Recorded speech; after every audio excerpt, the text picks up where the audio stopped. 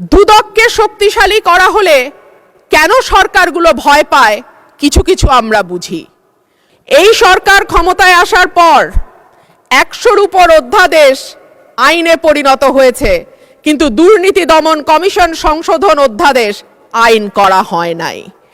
সরকারের নিয়তটা কি তা এই দুর্নীতি দমন কমিশনকে নখদন্তহীন করে রাখবার যেই সংস্কৃতি, সেখান থেকে বের না হওয়ার উদাহরণ দিয়ে স্পষ্ট হয়ে যায় এই সরকার আসলে দুর্নীতি দমন করার ব্যাপারে কতটুকু আন্তরিক। মাননীয় স্পিকার, দুদককে শক্তিশালী করা হলে কেন সরকারগুলো ভয় পায় কিছু কিছু আমরা বুঝি। সরকারে সরাসরি যুক্ত, আমাকে 1 মিনিট বাড়িয়ে দেবেন মাননীয় স্পিকার। সরকারে 1 মিনিটে আপনি সমাপ্ত করুন। সরকারে সরাসরি যুক্ত থাকে রাজনীতিবিদরা এবং পরোক্ষভাবে যুক্ত থাকে আমলারা। সেই কারণেই দুর্নীতি দমন কমিশন যদি শক্তিশালী হয়ে যায় তখন রাজনীতিবিদ এবং আমলাদের জন্য খুব ভালো খবর সেইটা নয়।